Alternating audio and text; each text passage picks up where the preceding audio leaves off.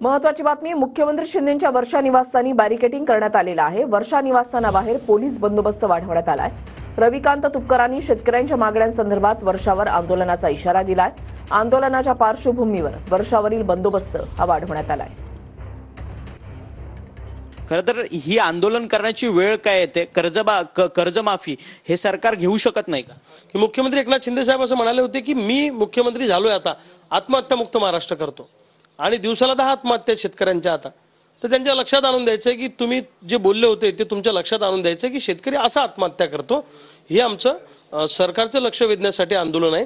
सरकारने आम्हाला अटक करण्यापेक्षा, लॉ अँड ऑर्डरचा प्रश्न तयार होतो असं म्हणण्यापेक्षा सरकारने आमच्या संतप्त भावना समजून घेऊन शेतकऱ्यांना मदत केली पाहिजे, अशी आमची भूमिका आहे। खरं तर मुख्यमंत्री लाडकी बहीण योजना एकीकडे सरकारने सुरू केली आणि दुसरीकडे तुम्ही म्हणताय तसं की दिवसाला 10 शेतकरी जे आहेत ते आत्महत्या करतात रोज। कोणी मागितली होती लाडकी बहीण योजना? अरे आम्ही सोयाबीन कापसाला भाव मागतोय तो तुम्ही देत नाही, हक्काचा पीक विमा देत नाही, आम्हाला कर्जमुक्ती देत नाही, आम्ही मागतो हक्काचं मागतोय ते तुम्ही आम्हाला देत नाही।